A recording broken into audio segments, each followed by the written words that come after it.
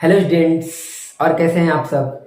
चलिए आज की क्लास हम शुरू करते हैं। और आज हम लोग को पढ़ना है 1A का 5वां क्वेश्चन। ठीक है, 5वां। और जैसे 5वां प्रश्न है उसी प्रकार से 8वां क्वेश्चन है। तो 5वां क्वेश्चन और 8वां क्वेश्चन दोनों सेम तरीके का प्रश्न है। मैं आपको दोनों ही बताऊंगा क्योंकि थोड़े थोड़े काम उसमें ज्यादा करने हैं। ठीक है, तो आइए सबसे पहले हम लोग देखते हैं ये 5वां क्वेश्चन क्या बोल रहा है। ध्यान से सुनिएगा, बिल्कुल बहुत आसानी से आपको समझ में आ जाएगा प्रश्न क्या बोल रहा है। सुनिए, बोल रहा है कि यहाँ पे यदि लिखा है ना क्वेश्चन में, क्वेश्चन आप देख लीजिएगा बुक में। यदि HCF इतना, HCF 225 और कामा 60, इन दोनों का HCF इस रूप में लिखा गया है 225 गुणे 5 माइनस 10x, तो x का मान बताना है। बहुत ही सिंपल क्वेश्चन है। हम लोग क्या करेंगे, इन दोनों का HCF निकालेंगे, इन दोनों का, और यहाँ पे रख देंगे, फिर इसको पक्षांतर करके x का मान निकाल लेंगे। देखिएगा कैसे होता है। ठीक है, समझिए। सबसे पहले क्या किया जाएगा कि इन दोनों का निकालते हैं HCF। लिखेंगे 225 बराबर और 60 के बराबर। हम लोग जानते हैं कि 225 को कैसे गुणनखंड करते हैं। ठीक है, इसको काट लेंगे बगल में साइड में।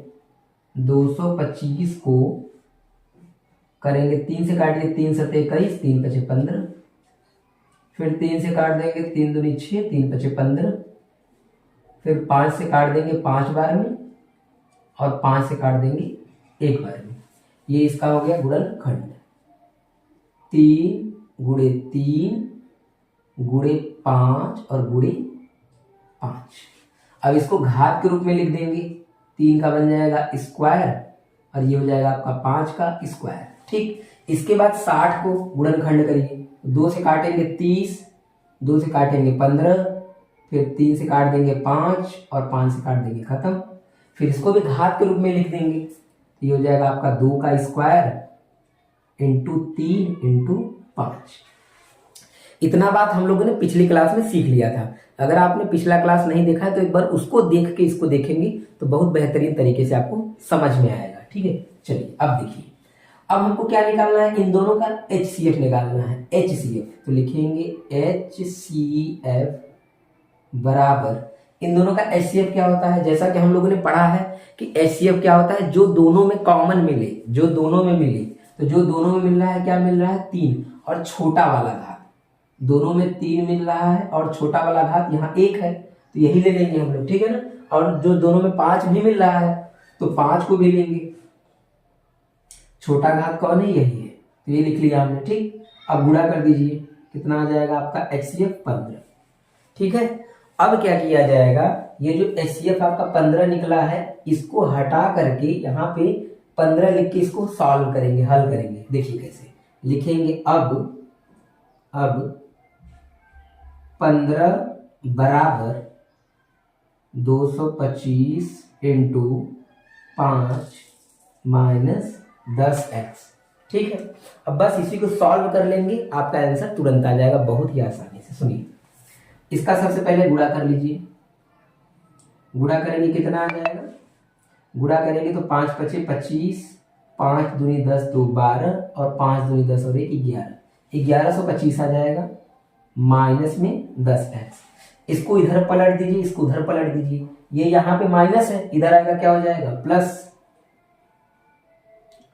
और 15 यहाँ पे प्लस है, उधर जाएगा क्या हो जाएगा, माइनस। घटा दीजिए 10x बराबर में ये 1110 आ जाएगा, 10 बटे में चला जाएगा, तो x बराबर हो जाएगा आपका 1110 बटे में 10। काट देंगे तो x बराबर कितना वैल्यू आ जाएगा, 111। ठीक है, ये रहा आपका आंसर। समझ में आ गया।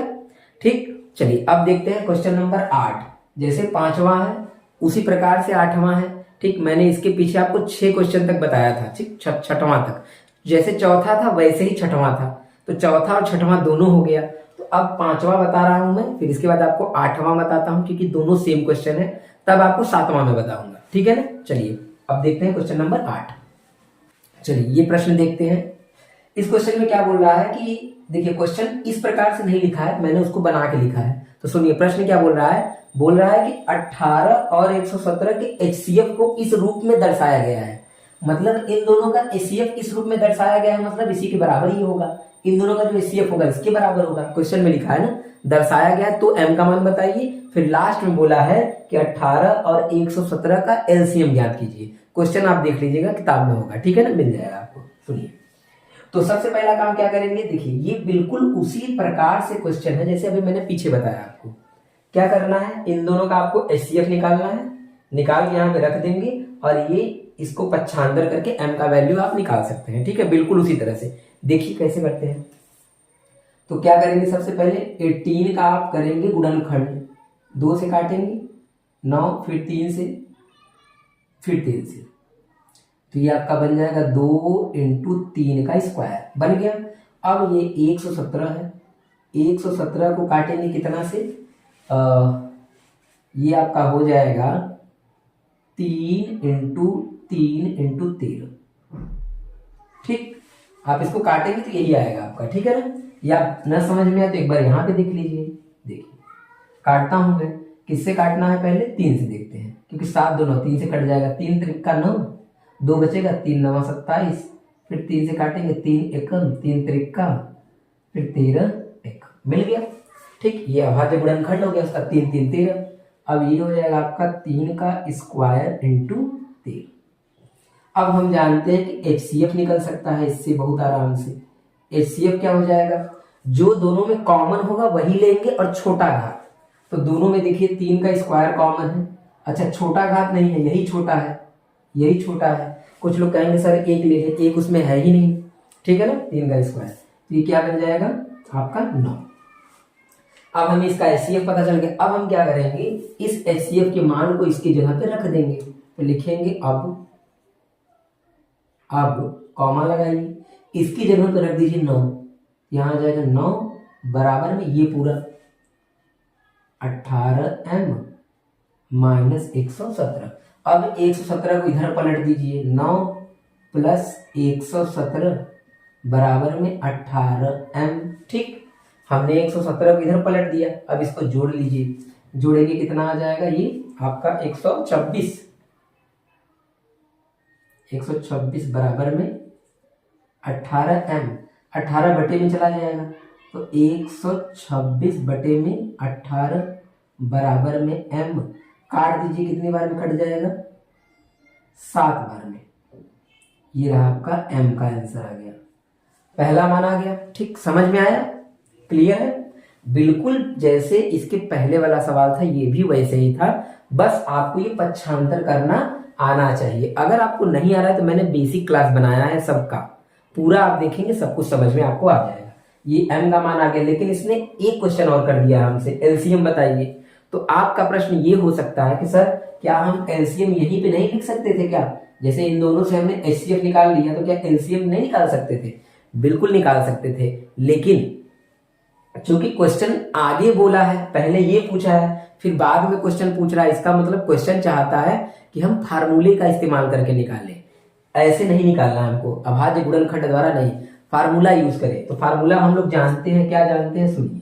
देखिए जब एलसीएम आपसे पूछा है तो हम लोग को पता है कि एलसीएम निकालने का फार्मूला क्या होता है, a × b बटे में एचसीएफ, इसका इस्तेमाल करके हमको निकालना था, इसलिए हमने यहाँ पे नहीं निकाला, ठीक है। चलिए देखिए a का वैल्यू कितना है, a देखिए a है, ये b है, और HCF क्या है, HCF आपने निकाला है 9, ठीक। a का मान रखिए 18, b का मान रखिए 117, और HCF कितना है आपका 9 है। 9 से कट कर देंगे कितनी बार में, 2 बार में, 117 गुणा करेंगे आ जाएगा आपका 234, और ये रहा आपका आंसर। क्लियर है, 5वां और 8वां खत्म। अब देखते हैं हम लोग क्वेश्चन नंबर 7। अच्छा, जैसे क्वेश्चन नंबर 7 है उस प्रकार से 3 क्वेश्चन है, तीनों क्वेश्चंस को हम लोग कर लेंगे। मैं आपको 2 प्रश्न बता दूंगा, आप अपने आप तीसरा कर लेंगे, ठीक है। चलिए देखते हैं, चलिए अब इन प्रश्नों को देखते हैं। इस क्वेश्चन में क्या है कि 7वां 12वां और 14वां बिल्कुल सेम तरीके से प्रश्न है, और मैं एक बात आपको बता दूं कि ये परीक्षा के उद्देश्य से बिल्कुल भी इंपॉर्टेंट नहीं है, लेकिन चूंकि आपके बुक में है, किताब में, तो आपको करना ही पड़ेगा, इसलिए ये क्वेश्चन कराना जरूरी है, ठीक है। सुनिए 7 12 14 ये सबसे बड़ा प्रश्न है, 14वां वाला इस टाइप का, इसको हम लोग ट्री मेथड से करेंगे। ट्री मेथड मतलब ये ट्री की तरह, पेड़ की तरह है ना, इसकी शाखाएं निकली हुई हैं। तो हम लोग क्या करेंगे, सिंपल क्वेश्चन बोला है कि एक्स वाई और जेड का आपको मान निकालना है, वैल्यू ज्ञात करना है। तो समझिएगा कैसे होता है क्वेश्चन। जब भी कभी ऐसा क्वेश्चन आ जाए तो सिंपल क्या करते हैं कि जिसको आपको निकालना है, देखिए एक्स है ना, एक्स से बताइए कितनी शाखाएं निकली है, कितना तीर निकला है, एक तीर इधर एक तीर इधर, दो तीर निकले हुए हैं, ठीक है। तो ये जो एक्स है आपका, एक्स के बराबर में पहले तीर से क्या निकला है 2, और गुणा का चिन्ह लगाएंगे, दूसरे तीर से क्या निकला है 3 3 8 1। ठीक, सिंपल एकदम। आपको x निकालना है, आप x लिख लीजिए, बराबर लगाइए, और जो दो तीर निकले हैं उन दोनों का क्या कर देना है, गुणा। बस गुणा कर लीजिए, आपका आंसर आ जाएगा। गुणा करिए, 2 एकम 2, 2 8 16 का 6, एक हाथ से 2 3 6, 1 7 और 2 3 6। ये आ गया आपका आंसर। समझ में आ गया, क्लियर। बहुत ही सिंपल क्वेश्चन था। अच्छा आइए y निकालते हैं। तो y को निकालेंगे तो y से दो तीर निकला है, एक 7 और एक 161, और दोनों का गुणा कर देंगे, हो जाएगा y का मान। अच्छा, कुछ लड़के कहेंगे सर इस 3 का क्या करें, तो 3 हमारे कोई काम का नहीं है तो उसको कुछ नहीं करेंगे हम, ठीक है ना, इस 3 को हम कुछ नहीं करेंगे। चलिए ये पहला काम हो गया। दूसरा देखिए, दूसरा क्या निकालना है आपको, y निकालना है। तो y के बराबर में क्या निकला है, एक 7 निकला है और एक क्या निकला है 161। गुणा कर दीजिए दोनों का, गुणा करेंगे तो 7 एकम 7, 7 छंग 42, 4 हासिल है, 7 और 4 11, हो गया। ये भी आंसर समझ में आ गया। इससे एक ये निकला था, एक ये निकला था, दोनों का मल्टीप्लाई हो गया, गुणा, सिंपल, ठीक है। अच्छा अब यहाँ पे आइए, तो जेड निकालना है। तो आप कहेंगे सर जेड से तो आगे कुछ निकला ही नहीं है, तो फिर क्या किया जाए। इसीलिए तो मैं ये सवाल आपको बता रहा हूं, क्योंकि इसके पीछे वाले दोनों क्वेश्चन आसान थे। आसान का मतलब था कि ऐसा कंडीशन नहीं बना था कि उसके आगे कुछ न निकला हो, इसमें नहीं निकला है, ठीक है ना, उसमें निकला हुआ है, आपका काम हो जाएगा। तो जब जेड के आगे कुछ नहीं निकला है तो एक पॉइंट हम पीछे आ जाएंगे, याद रखिएगा, एक पॉइंट हम कहां आ जाएंगे, पीछे। अब यहां पे देखिए तीसरा क्वेश्चन, तो इसका मतलब हम सीधा क्या करेंगे, 161 के बराबर में करेंगे। 161 से क्या निकला है 7, और क्या निकला है जेड, हो गया, ठीक है ना। अब इसी में सॉल्व कर लेंगे, जेड इसको बटे में भेज देंगे, हमारा जेड का वैल्यू आ जाएगा।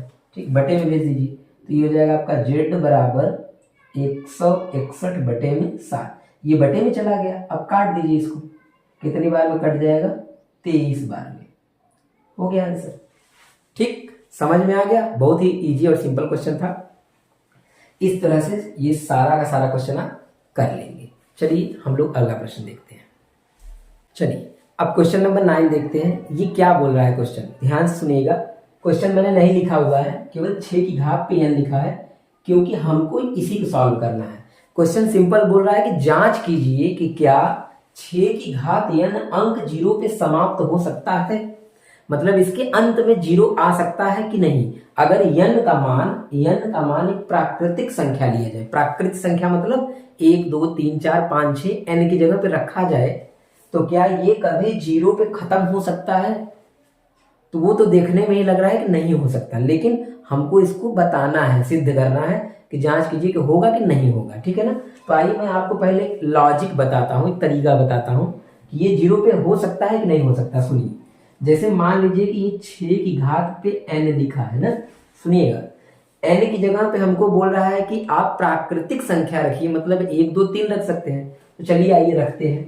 चलिए अगर यहाँ पे मैं 1 रखूंगा तो 6 का मान तो 6 आ जाएगा। अगर मैं यहाँ पे 2 रखूंगा तो ये क्या बन जाएगा 36 बन जाएगा। और मैं यहाँ पे अगर 3 रखूंगा तो ये बन जाएगा आपका 216। अच्छा मुझे आप बताइए, जब आप ऐसे ही करते चले जाएंगे, आप ये देख पा रहे हैं कि लास्ट में कहीं 0 नहीं आ रहा है, बार बार क्या मिल रहा है आपको 6 6 6 मिल रहा है। इसका मतलब n का आप यहाँ पे कोई भी मान रखेंगे ना, ये 0 पे समाप्त नहीं हो सकता, कभी नहीं हो सकता, ठीक है, समझ में आया, 0 पे नहीं होगा। अब इसको लिखने का तरीका हमें पता होना चाहिए कि कैसे बताना है, सुनिए ध्यान से। तो हम क्या करेंगे, सबसे पहले इस 6 को गुणनखंड कर देंगे 2 × 3 में, और इसके ऊपर क्या कर देंगे, ये 6 को हमने तोड़ दिया, 2 × 3 में गुणनखंड कर दिया। ये तो समझ में आपको आ रहा होगा, ठीक। अब क्या करेंगे, अब एक बात आपको समझाता हूं मैं, सुनिए ध्यान से। अगर कोई भी नंबर है उसके लास्ट में 0 तभी आएगा जब उसके गुणज में 5 होना चाहिए। जैसे देखिए, अगर यहाँ पे 5 होता तो 5 दूनी 10 हो जाता, तो लास्ट में 0 होता कि नहीं होता, उसके 0 आ जाता। मतलब कोई भी गुणनखंड हो उसमें अगर 5 आ गया तभी वो 0 होगा, नहीं तो वो 0 नहीं हो सकता। और यहाँ पे एक 2 लिखा हुआ है, ये हमारे लिए सही है कि 5 दूनी 10 हो जाता, लेकिन 5 है ही नहीं। तो हम क्या लिखेंगे, एक छोटा सा लाइन लिखेंगे इसके लिए, लिखेंगे चूंकि 6 घाते n के अभाज्य गुणनखंड में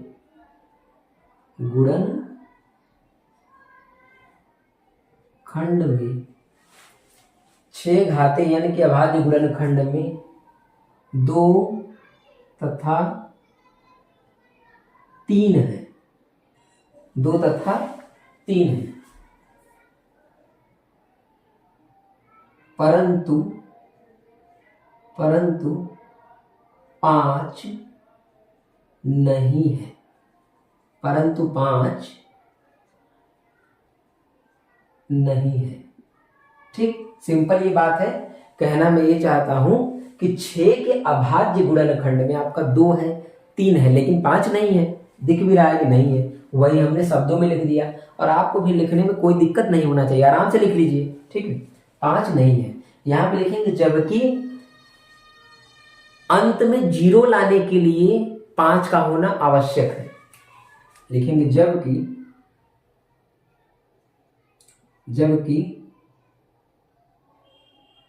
अंत में 0 लाने के लिए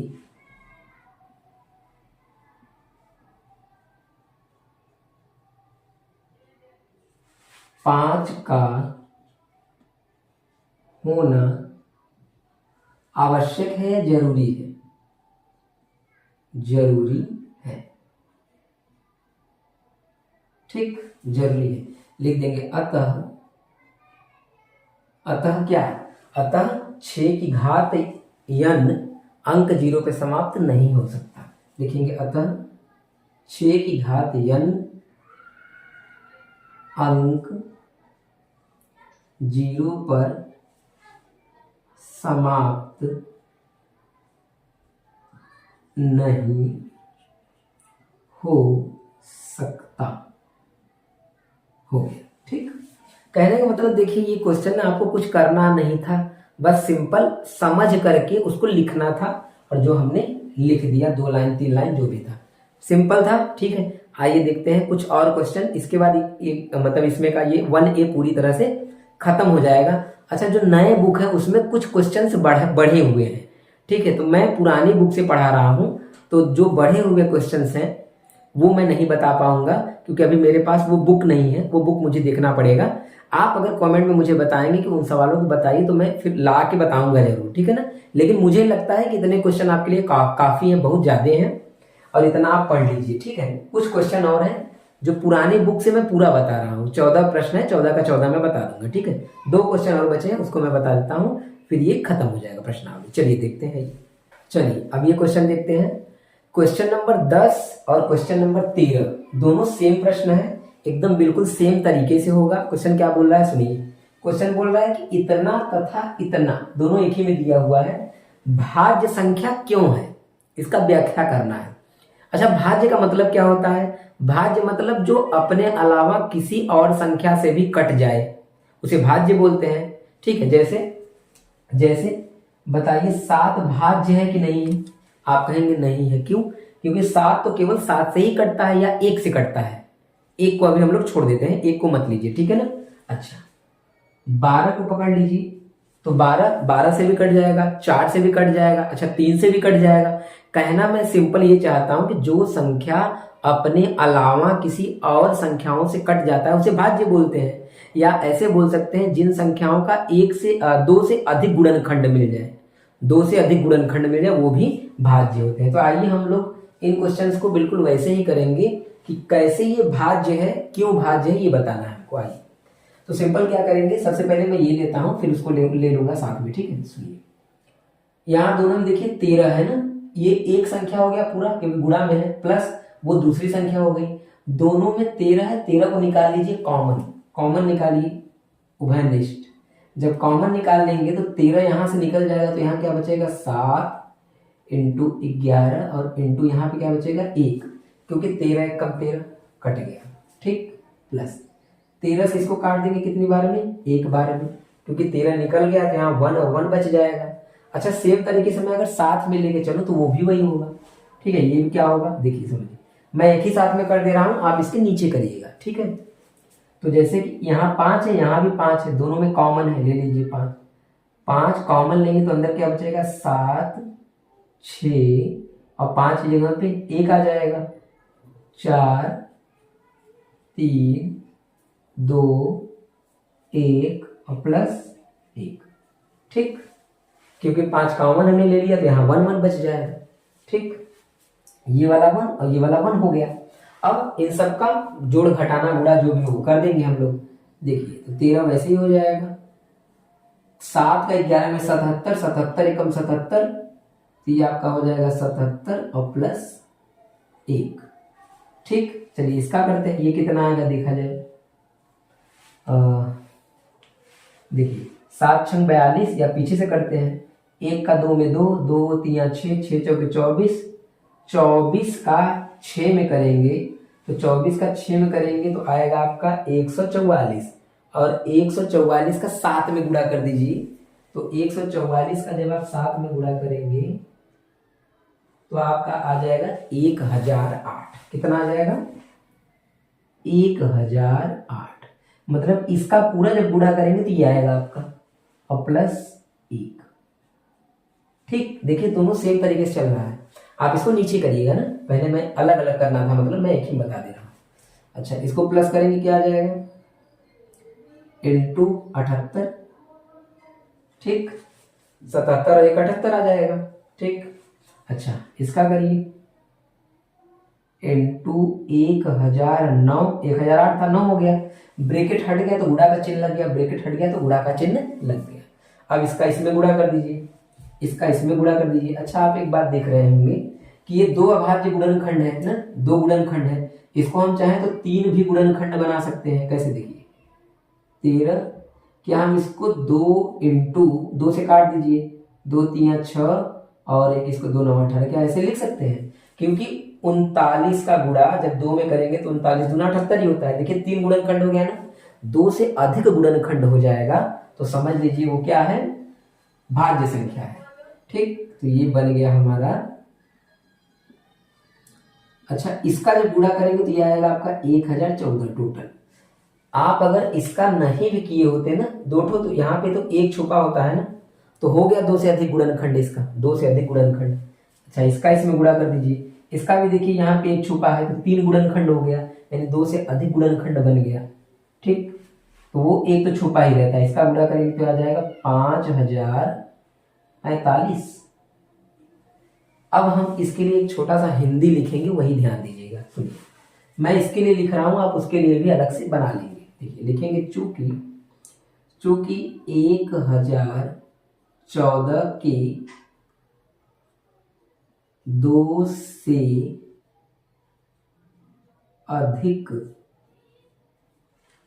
से अधिक गुणनखंड है, 2 से अधिक गुणनखंड है। अच्छा आप चाहे तो ये भी लिख सकते हैं क्या कि 1014 खुद से कटेगा, 2 से भी कट रहा है और 13 से भी कट रहा है। देखिए 13 इसके अंदर है, ठीक। तो आप ये भी लिख सकते हैं कि 13 से भी कट रहा है, 3 से भी कट रहा है, तो वो लिखने का तरीका ठीक है, लेकिन ये बेस्ट तरीका है, शॉर्टकट में सबसे अच्छा। नहीं तो कितना बताएंगे कि कौन कौन से कट रहा है। तो 2 से अधिक गुणनखंड है इसके, लिखेंगे इसलिए 1014 एक भाज्य संख्या है, भाज्य संख्या है। हो गया सिंपल, ठीक। यही करना था। सेम हिंदी इसके लिए होगा, ये वाला आप यहां पे लिखेंगे, यहां पे लिखेंगे, काम खत्म, ठीक है ना। बहुत साधारण क्वेश्चन था, कुछ दम नहीं था इसमें, सिंपल सा बात था, वही समझना था कि गुणनखंड 2 से अधिक होगा तो भाज्य होगा। अब लास्ट क्वेश्चन इसका बचा हुआ है, क्योंकि इसमें 14 ही प्रश्न थे, 14 का 14 मैंने बता दिया, सब कुछ क्लियर। एक क्वेश्चन बचा हुआ है 11वां प्रश्न। 11वां प्रश्न बता देता हूं मैं, तो ये खत्म हो जाएगा। चलिए देखते हैं लास्ट क्वेश्चन। इस प्रश्न को पढ़ते हैं। ये क्वेश्चन है 11वां प्रश्न। 11वां में क्या बोल रहा है, क्वेश्चन को सुनिएगा, बहुत बड़ा सा है क्वेश्चन, लेकिन हल बहुत छोटा करना है। सुनिए, बोल रहा है कि किसी खेल के मैदान के चारों ओर एक वृत्ताकार पथ है। एक खेल का मैदान है, उसके चारों ओर वृत्ताकार पथ है, ऐसे गोला टाइप का ना, वृत्ताकार पथ। अगर मैं इसको चित्र के माध्यम से यहां बताऊं, सुनिएगा, ये रहा, मान लीजिए खेल का मैदान है, इसके चारों ओर एक वृत्ताकार क्या है, पथ है, रास्ता है, ठीक, इस प्रकार का ये रास्ता है वृत्ताकार। अब आगे क्या बोल रहा है क्वेश्चन में, इस मैदान का एक चक्कर लगाने में सोनिया को 18 मिनट लगते हैं, जबकि रवि को इसका एक चक्कर लगाने में मात्र 12 मिनट ही लगते हैं। अच्छा, वे दोनों एक ही स्थान से एक ही समय पर चलना प्रारंभ करते हैं और एक ही दिशा में, तो बताइए वे दोनों पुनः प्रारंभिक स्थान पे कब मिलेंगे। सुनिएगा ध्यान से बात। बोल रहा है कि यहाँ पे मान लीजिए कोई सोनिया है और यहाँ पे मान लीजिए कोई रवि नाम का लड़का है, दोनों यहाँ से दौड़ना शुरू करते हैं, ठीक, और सोनिया का समय कितना लगता है, तो मैंने लिख लिया है, सोनिया द्वारा लगा समय एक चक्कर लगाने में 18 मिनट, और रवि द्वारा लगा समय एक चक्कर लगाने में रवि को कितना लगता है, मात्र 12 मिनट ही लगता है। तो क्वेश्चन बोल रहा है कि ये लोग दौड़ते रहे, ऐसे ही रुकना नहीं है, दौड़ते रहे, तो ये दोबारा यहाँ पे कब मिलेंगे। तो जब भी कभी ऐसा क्वेश्चन आ जाए ना, तो आपको सिंपल करना क्या है, पुनः प्रारंभिक स्थान पर मिलने का समय एलसीएम, इन दोनों का बस एलसीएम निकाल लीजिए, आपको पता चल जाएगा कि दोनों दोबारा एक ही स्थान पे कब आके मिलेंगे। ठीक है, सिंपल, बस यही ध्यान रखिएगा, एलसीएम निकाल लीजिए। तो एलसीएम कैसे निकलेगा, 18 का कर देंगे गुणनखंड, 2 से काट देंगे, फिर 3 से काट देंगे, फिर 3 से काट देंगे, तो ये बन जाएगा 2 × 3 का स्क्वायर, फिर 12 का 2 से काट देंगे 6, 2 से काट देंगे 3, 3 से कट गया, तो 2 का स्क्वायर इंटू 3। अब एलसीएम निकाल लीजिए। तो एलसीएम क्या होता है, हम लोग को पता है पहले से ही। एलसीएम क्या होता है कि कोई संख्या छूटना नहीं चाहिए, सब संख्या को लेना है। एचसीएफ तो आसान था, दोनों में कॉमन जो होता है वो ले लेते थे, छोटा घात वाला। इसमें क्या होता है, एलसीएम में इन सभी में से कोई भी नंबर छूटना नहीं चाहिए। जैसे 2 आया है ना, 2 को भी लेना है, लेकिन बड़ा वाला घात, लेकिन बड़ा वाला घात, ये बड़ा घात है, यहाँ 1 है, यहाँ 2 है। 3 को भी लीजिए, 3 का बड़ा वाला घात। अब देखिए कोई नंबर छूटा, सबको हमने ले लिया, बस इसका मल्टीप्लाई कर लीजिए, गुणा, ये 4, ये 9, 9 चौके 36 मिनट, आंसर क्लियर। तो इस तरह से ये पूरा खत्म हुआ प्रश्नावली 1A। अब हम लोग पढ़ेंगे अगली क्लास में 1B। ठीक है, चलिए, अगर वीडियो अच्छा लगा हो तो वीडियो को लाइक करके एक अच्छा सा कमेंट कर दीजिएगा कि जो मैंने पढ़ाया आपको समझ में आया कि नहीं आया। ठीक है, चलिए, धन्यवाद।